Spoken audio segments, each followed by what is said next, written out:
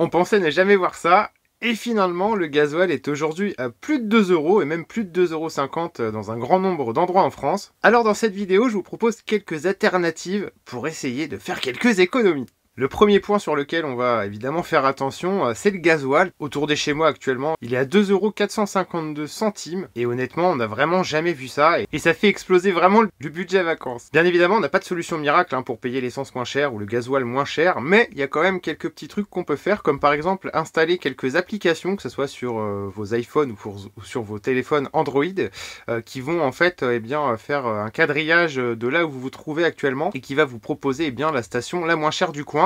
Ça peut faire économiser quelques euros sur un plein par exemple. Le plus intéressant, ça va vraiment être d'aller à la source de ce qui consomme le plus, de pourquoi vous consommez beaucoup quand vous vous déplacez en van, en fourgon, en camping-car. Eh bien, c'est d'adopter une conduite qui va un petit peu moins consommer d'essence. Alors l'éco-conduite, pour ceux qui ne connaissent pas, eh bien c'est déjà d'éliminer tout simplement l'autoroute, puisque des véhicules qui font plus de 3 tonnes vont consommer énormément de carburant quand ils vont être chargés à fond et en plus en survitesse, donc privilégiez vraiment les nationales. Il vaut mieux rouler à 80 à fond de quatrième en adoptant une vitesse stable, rétrograder le moins possible, utiliser le moins possible les freins et utiliser le frein moteur en débrayant. Voilà, ça vous fera économiser jusqu'à 1 litre ou 2 au 100 km, qui aujourd'hui n'est vraiment pas un luxe. L'éco-conduite, eh bien, c'est aussi de ne pas pousser les rapports trop haut. Alors, il ne faut pas non plus rouler en sous-régime puisque les moteurs ont horreur de ça. Et que ce soit des vieux moteurs ou des moteurs plus récents, il vaut mieux être aux alentours des 2000 tours minute. Alors, si vous n'avez pas de compte tours, faites au bruit, au son. Et voilà, il vaut mieux rouler. C'est des moteurs qui sont faits pour rouler à assez haut régime. Et il vaut mieux y aller. Déjà, ça les encrassera beaucoup moins. Et si vous avez une vitesse stable, vous consommerez beaucoup moins que de faire quatrième, cinquième avec sur une route à 90 km/h par exemple. Ce qui peut faire aussi baisser votre consommation en litres au 100, eh bien c'est tout simplement de ne pas mettre le plein dans vos cuves d'eau ou de vider vos cuves d'eau avant de partir. Je pense notamment aux cuves d'eau grise et de faire le plein d'eau fraîche quand vous allez arriver sur le spot. Si bien évidemment c'est possible, ce n'est pas toujours possible, mais je vous conseille quand même d'alléger au maximum tout ça puisque moins de poids égale moins de résistance, surtout s'il y a du vent, et vous allez pouvoir économiser un petit peu plus de carburant en vous vidant jusqu'à 200 kg, puisque 1 litre d'eau c'est 1 kg.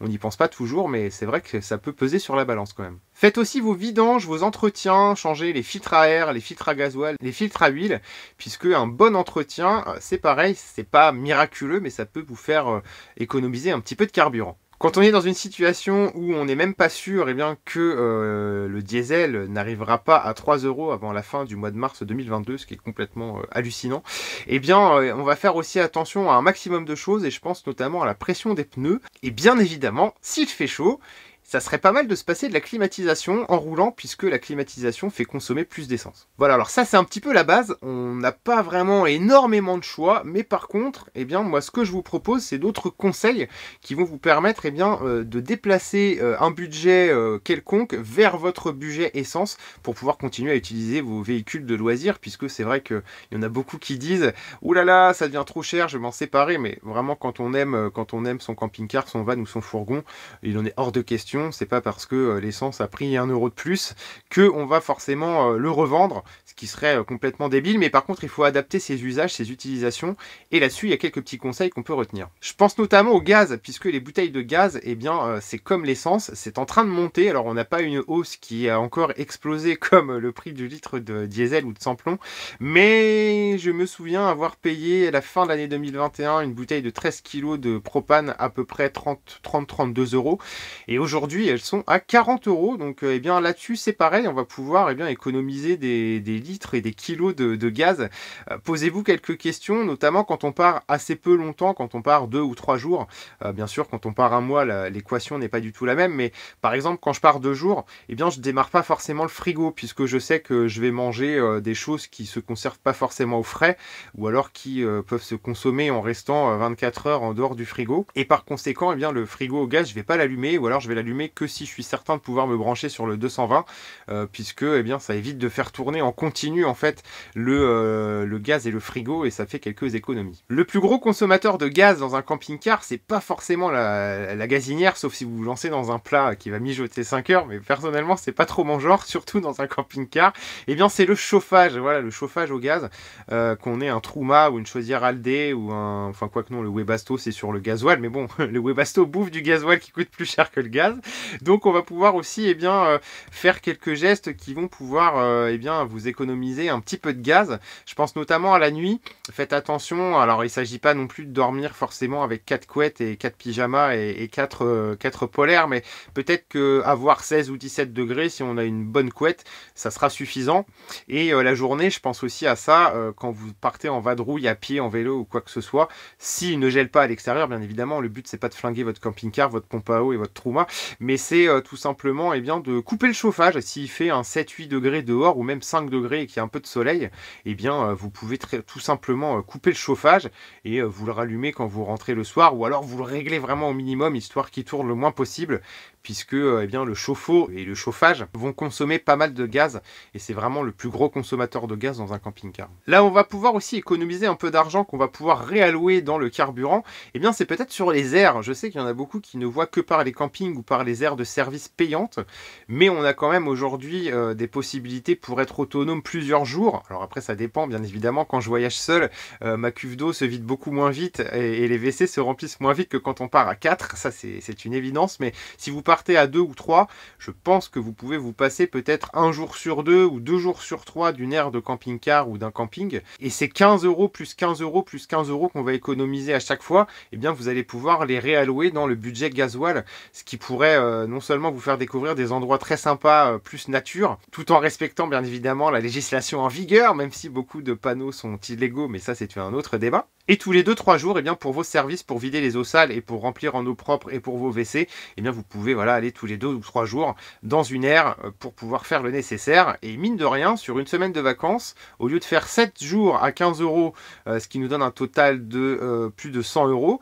eh bien, on va pouvoir économiser, on va pouvoir n'en dépenser que peut-être 30 ou 40, ce qui ne sera pas négatif si vous pouvez eh bien, rajouter tout ce budget en gasoil. Vous allez pouvoir aller beaucoup plus loin. En parlant d'aller beaucoup plus loin, eh bien, cette crise du coût du carburant, personnellement, me fait aller un peu moins loin que prévu.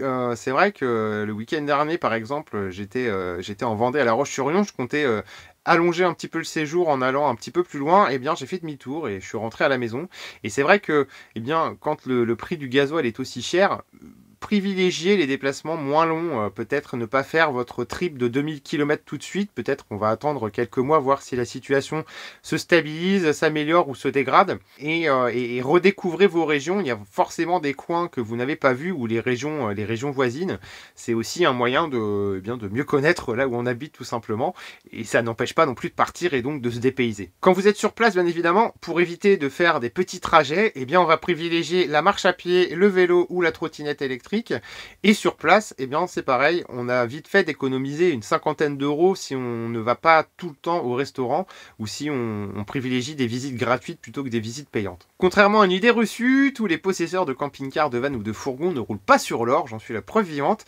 Et c'est vrai que on voit beaucoup de gens dire ah là là, vous achetez un véhicule à 60, 70 000, 80 000 euros et vous râlez parce qu'il faut mettre 50 € de carburant en plus. Mais voilà, nous ne sommes pas tous Crésus, et même quand on a de l'argent, eh bien ce n'est pas une raison pour gaspiller quelque chose qu'on payait 2 fois moins cher il y a encore quelques semaines de cela. Et pour traverser cette époque inflationniste et spéculationniste absolument honteuse, eh bien il faut s'adapter. On est dans un monde, on est dans une époque où il faut sans arrêt s'adapter à de nouvelles règles du jeu, à de nouvelles normes, à de nouvelles lois. Et moi je reste persuadé qu'un bon séjour n'est pas forcément un séjour qui va se dérouler à 2000 km de chez vous ou même à 500 km de chez vous, mais c'est un séjour eh bien, que vous allez apprécier avec des gens que vous aimez, avec de profiter de votre véhicule comme vous l'aimez. Et pour ça, il n'y a pas forcément de faire voilà, 500 ou 2000 km pour s'amuser et pour passer un bon séjour. Si vous avez d'autres astuces, n'hésitez pas à les partager en commentaire. Bien évidemment, hein, ceux qui utilisent leur voiture pour aller travailler tous les jours, c'est un débat qui est complètement différent et qu'on n'abordera pas dans cette vidéo du tout. Et le plus triste finalement, c'est qu'on n'a pas vraiment d'alternative. Hein. À